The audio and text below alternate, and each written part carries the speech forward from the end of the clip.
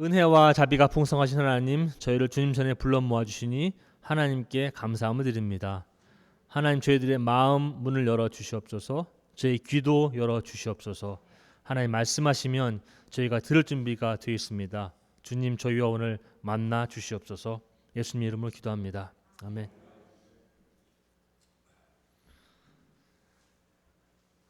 오늘 제목을 다 함께 한번 읽어볼까요? 시작. 하나님의 섭리. 세 번째, 귀와 하나님의 섭리. 귀는 다 두 개죠. 하나님의 섭리와 세 번째 귀가 어떤 관계가 있는지 오늘 한번 알아보도록 하겠습니다. 다음 페이지 한번 주시면, 우리는 이제 기독교인으로서 이런 질문이 좀 본질적인 질문입니다. 내가 어떻게 하나님의 음성을 들을 수 있나? 하나님의 음성을 내가 어떻게 들을 수 있나? 어떤 과학자들은 기계를 만들어서 오래전에 예수님이 말씀하신, 우리가 이야기를 할 때 지금도 이야기를 하면은 이 말씀, 이제 이 음성 있지 않습니까? 뭐 주파수 막 이런 게 막 나가거든요. 사운드 웨이브스가. 그러면은 이게 예수님이 말씀하신 게 2000년 전에 어딘가 있을 것이다. 그래서 이거를 이제 찾으려고 하는 사람들도 있어요. 2000년이 지난 이후에. 예수님도 이렇게 말씀하셨죠. 신약에 보면은 이제 비유를 말씀하시고 그 다음에 귀 있는 자는 들을지어다. 우리의 귀도 없는 것도 아닌데 왜 이런 말씀하셨을까? 뭐 다른 의미로 말씀하시는 건 아닌가? 하나님의 소리는 어떻게 들을 수 있나에 대해서 오늘 시간을 한번 갖도록 하겠습니다. 다음 페이지 한번 주십시오. 오늘 이거의 배경을 좀 잠깐 설명해 드리면 이런 겁니다. 예언자는 이제 히브리 말로 세 가지 정도 단어가 있는데 여기 마지막 단어가 굉장히 중요합니다. 이거는 날아다니는 나비는 아니고요. 근데 발음이 똑같아요. 나비, 그다음에 이제 복수는 나비임. 그래갖고서는 이제 선지서를 얘기할 때 나비임이라고 그래요. 근데 나비라는 단어는 신, 하나님을 대신에 말하다라는 뜻이에요. 이것도 영어로 아시죠? 예언자는 prophet입니다. prophet. 근데 그게 이제 그리스 말에서 나온 건데 prophetes. 프로는 누구누구를 대신해서 이야기하다. phetes. 누구누구를 대신해서 이야기하다. 우리 기독교인들은 하나님을 대신해서 이야기하는 사람을 예언자라고 합니다. 점쟁이하고는 틀려요. 점 보러 가시는 분들 계시죠? 여러분들 주변에도. 그런 분들은 이제 나중에 무슨 일이 벌어질까, 뭐 미국에서는 그 테롯 카드라고 카드로 점을 치기도 하고, 예전 고대 근동에서는 다양한 방법으로 점을 쳤어요. 어떤 때는 동물의 내장을 꺼내서 내장의 모양을 보고 점을 치기도 합니다. 어떠한 점은 어떠냐면은 하늘에 날아다니는 이 새의 그런 날아다니는 걸 보고 점을 치기도 합니다. 다양하게. 그런 건 좀 틀립니다. 예언자는 누구누구를 대신해서 이야기하다. 뭐 들은 사람들이에요, 이 사람들은. 자기의 말을 하지 않는 사람들입니다. 예언자들은 다른 사람들의 말을 전달하는 사람들이에요. 가끔 뭐 한국도 그렇고 미국도 그렇고 무슨 청와대나 백악관이나 그러면은 대변인들 나오지 않습니까? 대변인들. 대통령이 얘기하면은 이제 대변하는 사람들도 있잖아요. 대변자입니다. 이 사람들은 뭔가 들었어요. 하나님의 음성을. 뭔가 봤어요. 그래서 자기가 듣고 본 것을 이야기합니다. 오늘 엘리야도 그런 역할을 하는 사람이에요. 엘리야라는 이름의 뜻은 나의 하나님은 야훼다.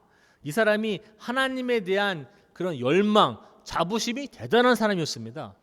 오늘도 읽어보셔서 아시겠지만 이 엘리야는 여러 번 이야기합니다. 제가 하나님을 위해서 목숨도 바친 사람입니다. 하나님을 위해서 정말로 최선을 다해서 사는 사람입니다. 라고 몇 번씩이나 이야기합니다.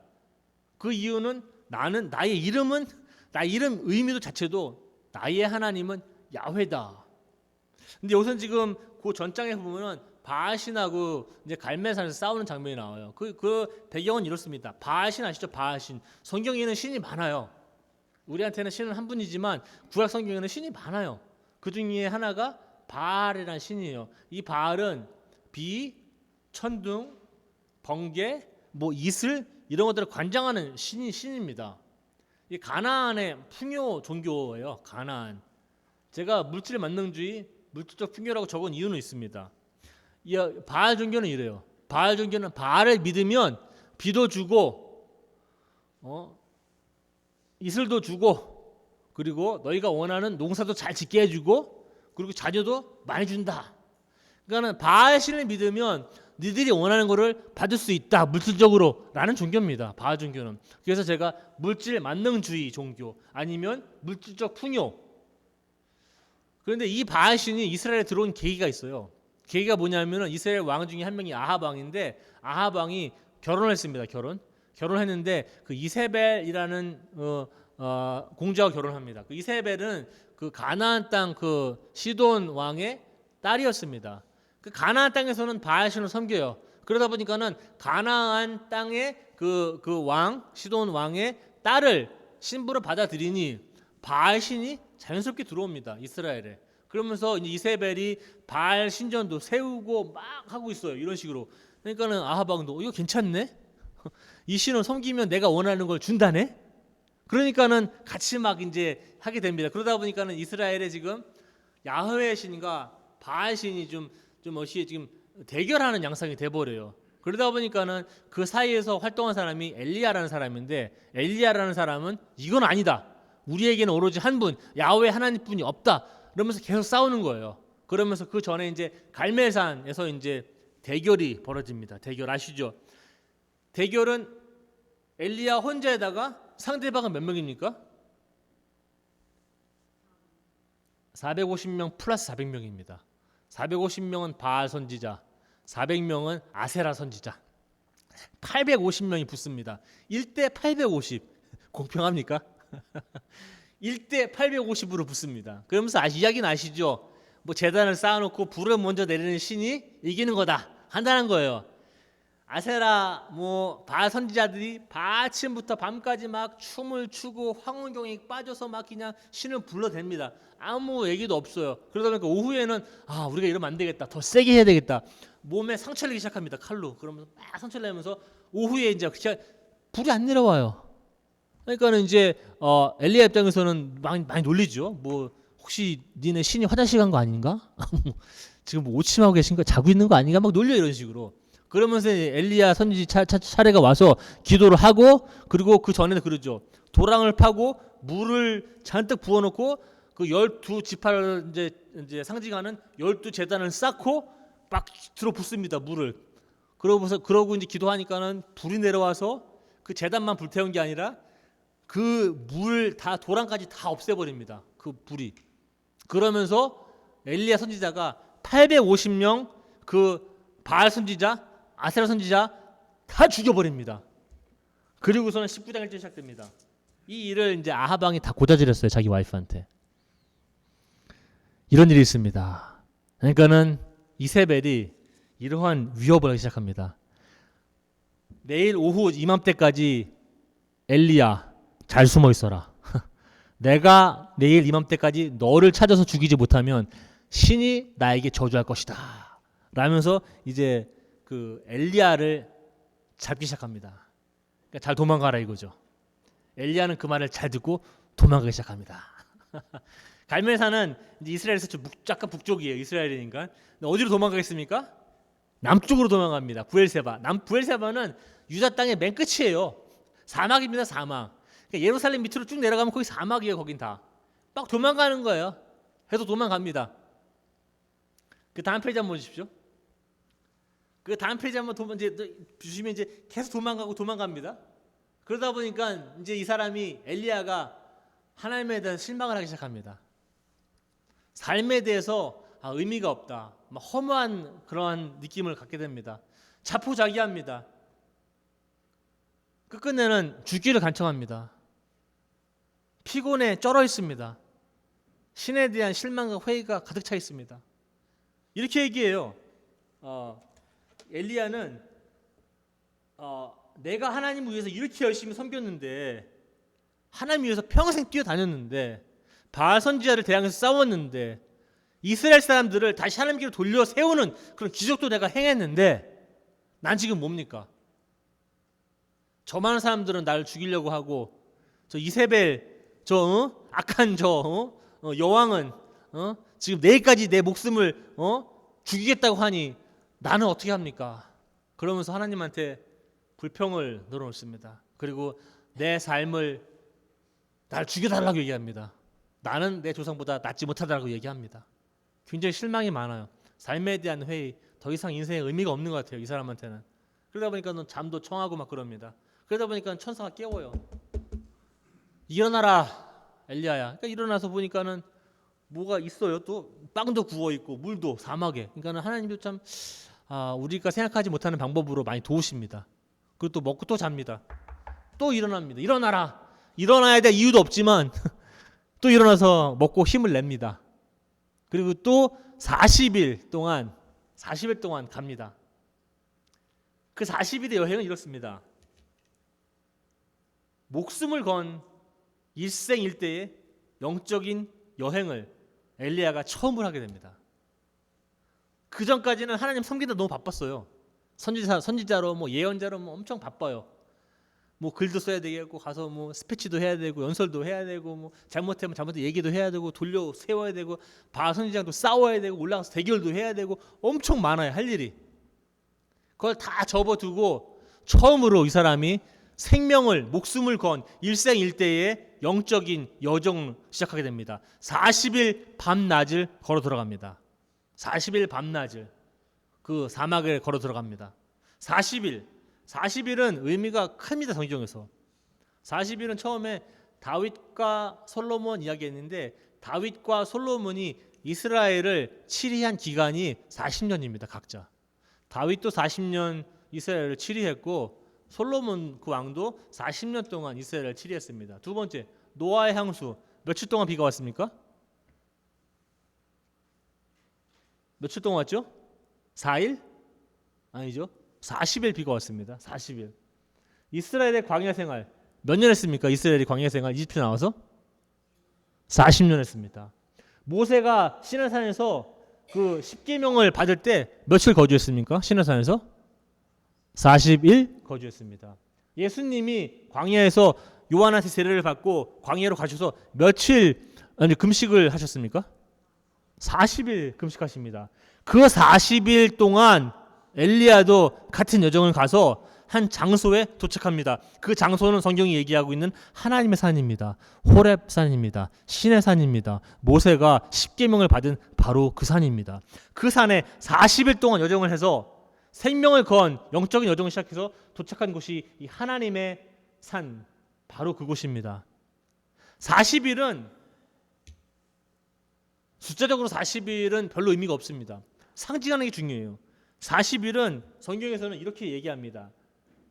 40일 동안 엘리야가 도착한 곳은 이제는 하나님과 내가 대면할 수 있는 직접적으로 만날 수 있는 준비가 되어진 장소를 얘기합니다. 40 시험, 역경, 고난을 다 거친 다음에 신의 뜻, 하나님의 뜻을 이제는 알리기 위해서 하나님이 개입하셔서 변화시키는 장소, 시간이 40일입니다. 그래서 다윗부터 시작하고 예수님의 금식, 지금도 40일에 금식하시는 분도 이런 겁니다. 하나님께서 그 모든 어려움과 고난과 역경 속에서 하나님이 개입하셔서 이제 그 한 사람을 바꾸는 작업을 하십니다. 그게 40일입니다. 그게 40년이든 40일이든. 이제는 엘리야는 그 전에 만나보지 못한 하나님을 만나보게 됩니다. 그전에는 자기가 바쁘게 뛰어다녔습니다. 예언자로서, 선지자로서, 설교가로서 엄청나게 많은 일을 했습니다. 마음도 고통을 받았고 실망도 받았고 자기가 섬기는 백성들에게 배반도 당했고 자기가 섬기는 왕한테조차도 배반을 당해서 지금 그 왕이 자기의 생명을 죽이려고 쫓아오는 상황입니다. 실망하고 실망했습니다. 하나님은 그 다음 페이지 한번 보십시오. 하나님이 이상한 질문을 던지십니다. 하나님한테 받은 질문은 엘리야는 이런 질문을 받습니다. 엘리야야, 너는 여기서 무엇을 하고 있느냐? 대부분 하나님의 질문들은 생각해보면 좀 이상한 게 동문서답하는 게 많아요. 이 상황에서 하나님이 던질 수 있는 질문이 저게 최선의 질문이었나? 이런 상황에서는 엘리야 입장에서는 나를 지금 구해줘야지 하나님이. 내가 지금 이렇게 40일 동안 도망 나오고 하나님은 나를 도와주지도 않고 지금 내가 혼자 도망 나와서 내가 혼자 지금 40일 동안 살았는데 아합 왕 그 와이프 이세벨은 지금 그 다음날 날 죽이겠다고 해서 난 40일 동안 도망와서 혼자 이렇게 간신히 목숨이 붙어 있는데 나를 살리실 계획을 주셔야 되는데 하나님은 이런 질문하십니다. 엘리야야, 너는 여기서 무엇을 하고 있느냐? 엘리야가 보기에 굉장히 황당한 질문이죠. 이건 도대체 무슨 질문인가? 하나님이 내가 있는 곳을 모르시나? 하나님이 내가 지금 무슨 일을 하고 있는지 모르시나? 엘리야야, 너는 지금 무엇을 하고 있느냐라고 질문하십니다. 이런 질문에 엘리야가 2번 대답을 합니다. 왜냐하면 하나님이 이 질문을 2번 하세요. 한 번 이 질문을 던집니다. 이 질문을 던지고 하나님 이렇게 얘기합니다. 여기 엘리야가 만군의 하나님 여호와여, 저는 언제나 제 힘을 다해서 하나님을 섬겼습니다. 그러나 이스라엘 백성은 주님과 맺은 언약을 어겼습니다. 그들은 주님의 제단을 부수고 주님의 예언자들을 칼로 죽였습니다. 살아남은 자는 저밖에 없습니다. 그런데 지금은 저까지 죽이려 합니다. 라는 게 대답입니다. 너 여기서 뭐 하고 있느냐? 하나님이 나중에 또 물어보세요. 엘리야야, 너는 여기서 뭐 하고 있느냐? 똑같은 대답부터 합니다. 엘리야는 하나님께서 이렇게 물어보시고 엘리야가 대답한 다음에 하나님 이렇게 나중에 생각하신 것 같아요. 이제 절망에 빠진 이 시리에 빠진 엘리야를 보시고 하나님께서는 이렇게 생각하신 것 같습니다. 내가 나의 모습을 엘리야에게 한번 보여주어야 되겠다라고 생각하십니다. 그래서 엘리야가 이렇게 얘기합니다. 내가 한번 지나갈 건데 저 동굴 바깥에 서 있어라. 그럼 내가 지나갈 거다라고 얘기합니다. 내가 너 한번 보여주겠다 얘기합니다. 그 전에도 하나님이 보여주는 게 한 명 있어요. 누구한테 보여주신지 아십니까? 하나님의 모습을 보여주는 사람이 있어요. 네, 모세입니다. 모세한테 자기의 모습을 보여주시죠. 모세는 이제 하나님의 뒷모습만 봅니다. 엘리야도 생각했겠죠. 모세한테 보여주신 것처럼 나도 보여주시려나 보다. 나도 하나님을 보면 힘이 나겠지. 그러면서 처음에 아주 엄청난 강한 바람이 막 불어옵니다. 매우 센 바람이 불어와서 산을 가르고 바위를 쪼갤 정도로 강한 바람이 불어왔답니다. 한번 생각해 보십시오. 창세기 1장에 보면은 이런 말씀이 있어요. 그 수면 위에 이 하나님의 영이 움직였다고 이렇게 나옵니다. 이 영은 히브리 말로 영이라는 뜻도 있지만 바람이라는 뜻이 있어요. 바람은 창조 처음 때부터 움직인 겁니다. 그 강한 바람이 와서 산을 흔들고 바위를 쪼갤 만큼 그런 강한 어떤 창조의 모습을 하나님께서 난 창조 하나님이라고 보여주시는 것 같아요. 엘리야가 눈을 씻고 찾아봅니다. 하나님이 어디 있나? 하나님이 없어요. 그 다음에 뭐가 옵니까? 엄청나게 큰 이제 지진이 와서 다 온 산을 흔들어 놓습니다. 그 호렙산, 모세가 십계명을 받았던 그 호렙산, 하나님의 산을 흔들어 놓습니다. 눈을 씻고 찾아봅니다. 하나님 어디 계신가? 하나님이 없어요. 그 다음에는 커다란 불이 내려옵니다. 갈멜산에서도 불이 내려와서 나는 하나님이다고 알려주신 분이 바로 그분입니다. 40일 전에. 오래전에는 모세한테 그 가시나무, 그 떨기나무, 불 붙은 나무 거기서 보여주신 분이 하나님이십니다. 그래서 여기에는 하나님이 있겠거니 하고 눈을 씻고 찾아봅니다. 하나님이 없어요. 그 일이 다 있은 후에 아주 섬세한 침묵의 소리가 들려옵니다. 침묵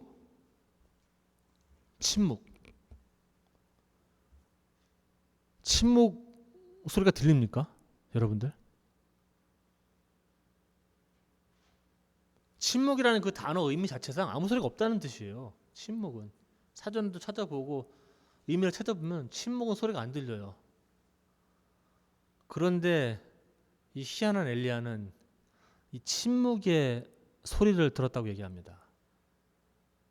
그 전에는 하나님이 어떻게 나타났냐면 이렇게 나타나셨어요. 아브라함한테 아브라함아 부르십니다. 그럼 하나님 제가 여기 있습니다. 뭐 말씀하십시오 그럽니다. 모세한테 모세야 네가 그 파라오에 가서 바로한테 가서 내 백성을 구해와야 되겠다라고 말씀하십니다. 그 떨기나무에서도 모세야 나는 스스로 존재하는 자다라고 얘기하세요. 그 전에 사무엘한테도 사무엘아 사무엘아 이렇게 부르십니다.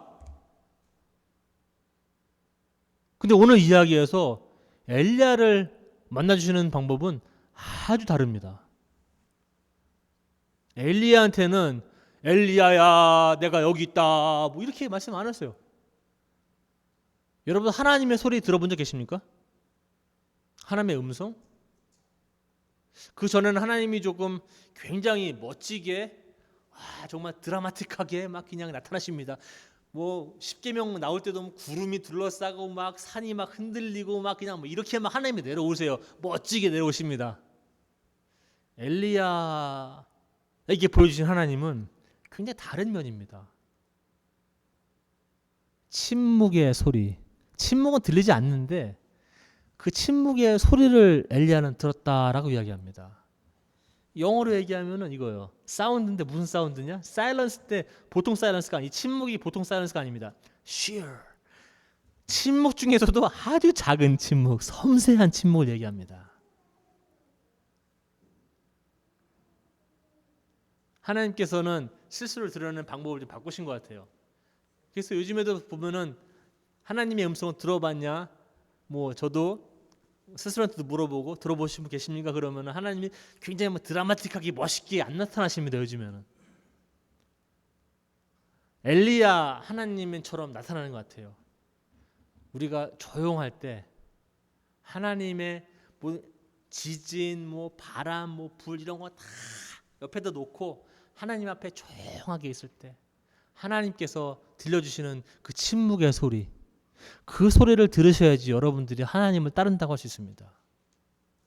하나님을 따른다고 하는 사람들은 성경을 뭐 창세기부터 요한계시록까지 10번을 읽고 분석하고 쓰시고 성경 공부 참석하시고 뭐 이래서 내가 기독교인이라고 이야기할 수는 없습니다. 이 말도 안 되는 침묵의 소리를 들어본 사람이야말로 하나님을 따르는 사람들입니다. 엘리야는 그 전까지 한 번도 이런 소리를 들어본 적이 없어요. 너무 바쁘게 목회했어요. 너무 그냥 스케줄도 너무 빡빡하게. 뭐 누가 야훼 하나님 뭐라고 그러면 가서 반박해야 되죠. 설교해야 되죠. 책도 써야 되죠. 또 가야 되죠. 대결도 해야 되죠. 뭐라고 그러면 또 도망도 가야 되죠. 뭐 이런 식으로 막 살았어요. 이 사람은. 끝에 가서 만나는 하나님은 나의 행위를 통해서 만나는 하나님이 아니라 그 침묵 속에 시편의 말씀 이런 말씀이 있어요. 너희는 잠잠할지어다. 내가 하나님인 줄을 네가 알지어다.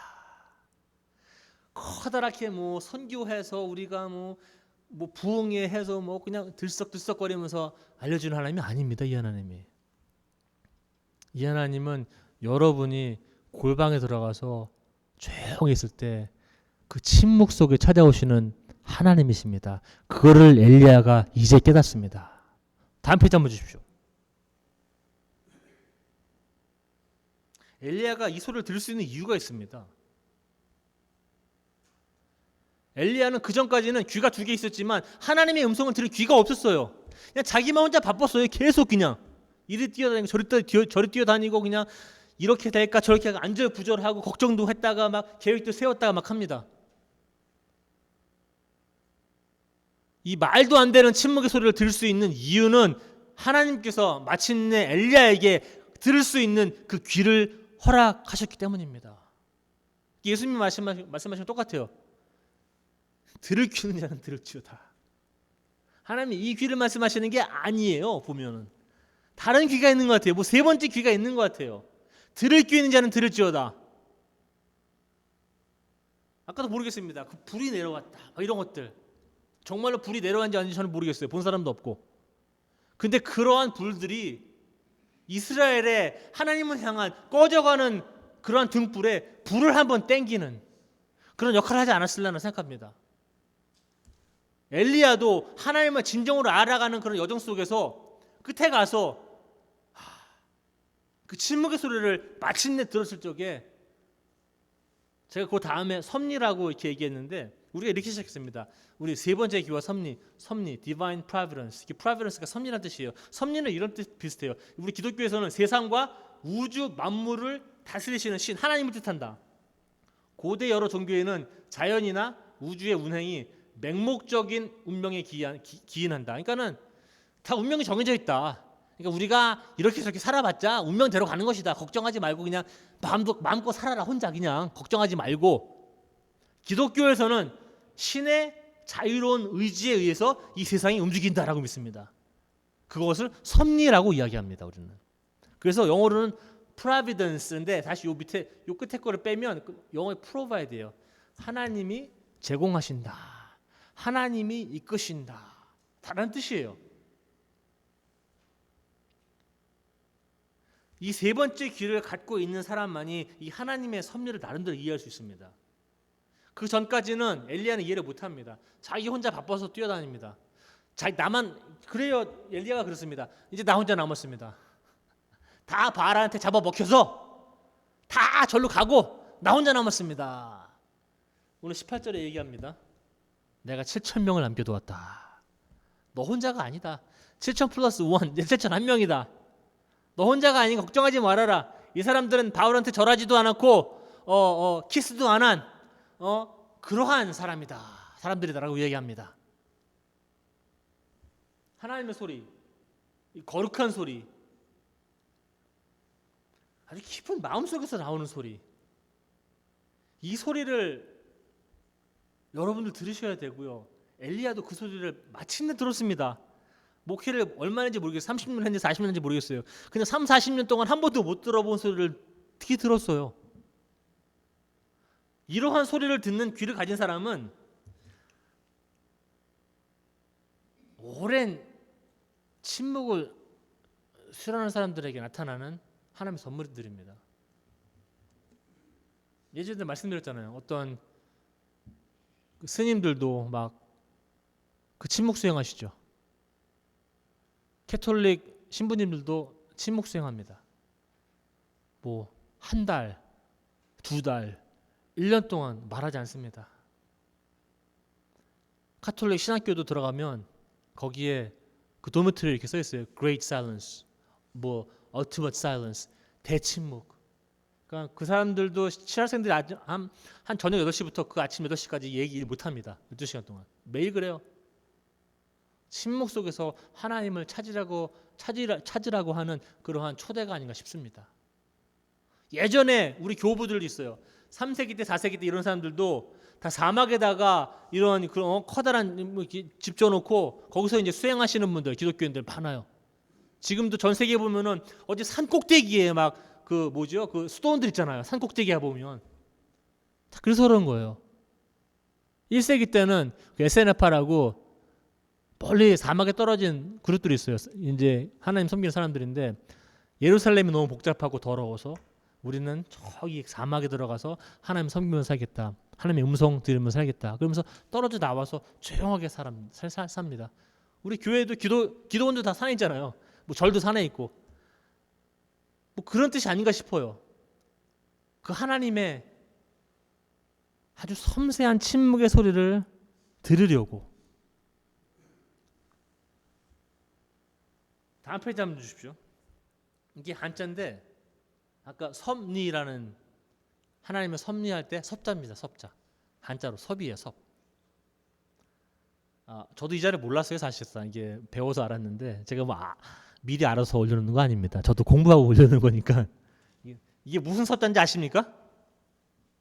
이게 끌어당길 섭이랍니다. 끌어당길 섭. 당길 섭. 그래서 저도 희한하다. 그래서 이제 이 글을 풀어놓는 제가 것들도 많이 봤어요. 요게 제방변이라고 손수자입니다. 손수자. 손수자가 이렇게 하나, 둘, 셋 하고 이렇게 내려오는데 그게 손을 펴놓은 상태랍니다. 그게 손수랍니다. 손가락. 요게 무슨 자인지 아십니까? 귀자입니다. 근데 귀가 몇 개 있어요? 귀가? 귀가 세 개 있어요. 중국 사람들 저는 참 특이해요. 한자 볼 때마다 제가 깜짝깜짝 놀래요. 어떻게 이렇게 섭자를 끌어당기는 거를 손과 귀 세 개를 통해서 끌어당기는 걸 설명하고 우리는 섭리라는 단어를 이 섭자를 씁니다. 저는 제가 나름대로 해석도 합니다. 섭리라는 거는 하나님께서 우리를 당기시는 거 아닌가, 하나님의 뜻으로 계속. 모르겠습니다. 근데 보면은 귀가 있어요. 귀가 이렇게. 근데 귀가 우리는 보통 두 개 있는데 하나 더 있어요. 그래서 제가 세 번째 귀라고 얘기한 이유도 나름대로 이 두 귀로 하나님을 들을 수가 없어요. 우리가 이 세 번째 귀, 들을 귀 있는 자는 들을지어다. 이 침묵의 소리를 들을 수 있는 사람은 들을지어다. 이거를 듣는 사람이야말로 하나님을 섬긴 사람들입니다. 또 말씀드리지만 내가 교회 가서 교회인 돼서 등록을 하고 헌금을 내고 뭐 이걸 받고 저처럼 목사님도 되고 장로님도 되고 권사님도 되고 집사님도 되고 교회에 뭐 하나 직책을 맡아서 뭐 꾸며 나가고 뭐 이런 것도 하고 저런 것도 하고 뭐 선교 여행도 가고 이걸로 기독교인 되는 게 절대 아닙니다. 여러분들은 엘리야처럼 정말로 말도 안 되는 이 침묵의 소리를 들을 수 있어야만 하나님을 따르는 사람들이에요. 저는 정말 아가페 교인 모든 성도님들이 이 말도 안 되는 소리를 듣기를 원합니다. 이성적으로 침묵이 어떻게 소리가 들립니까? 근데 들은 사람이 있어요. 우리는 다 침묵하고 명상한다고 생각하지만 이 머릿속에 너무 많이 뭐가 돌아갑니다. 저도 교회 여기 와서 한 10분, 15분 말 안 하고 앉는 경우가 있거든요. 이제 십자가 보면서. 그러면 이 머릿속에 뭐가 이렇게 생각이 많은지 진짜 많아요. 집은 언제 정리를 할 것이며부터 시작해하고서는 에어컨은 이틀 동안 고장 나가고 2층에 85도인데 내려갈 수도 없고 막 그냥 별 생각이 다 나요. 월요일 날은 누굴 전화해야 되고 십자가 보면서 십자가 보면서 이번 주에 교회는 또 어떻게 해야 될 것이며 설교는 이걸 다 내려놓는 작업이 거룩한 소리를 듣는 작업들입니다. 그 작업이 여러분들하고 저한테는 거룩한 휴식입니다.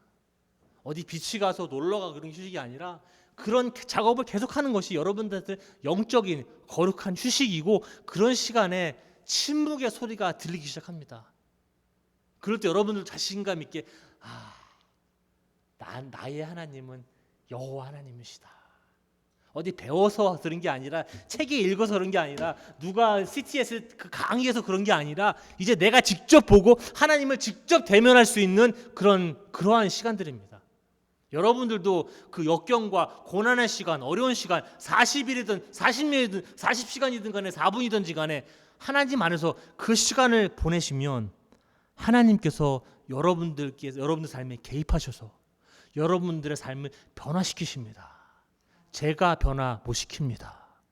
아가페 교회도 여러분들 못합니다. 어떠한 신학과 교리도 여러분들의 마음을 바꿀 수가 없습니다. 오로지 하나님께서 그 거룩한 시간, 거룩한 휴식 시간, 그 거룩한 소리를 듣는 말도 안 되는 침묵의 소리를 듣는 그 시간에 하나님께서 개입하셔서 여러분들의 삶을 뒤바꿔 놓으실 겁니다. 그것이 하나님을 믿는 것입니다. 그래서 오늘 하나님의 섭리 세 번째 귀, 좀 제가 연결 한번 해보려고 했는데 잘 되는지는 모르겠습니다. 세 번째 귀를 가지셔서 하나님의 섭리도 이해하시고 당길 섭, 하나님이 여러분들을 항상 당기고 계시다는 것, 그건 제 해석입니다. 잘 모르겠어요. 근데 하나님께서 여러분들을 항상 당기십니다. 하나님 쪽으로. 하나님한테 그냥 당기시면 그냥 당김을 당하면 돼요. 하나님 보시면서 침묵 가운데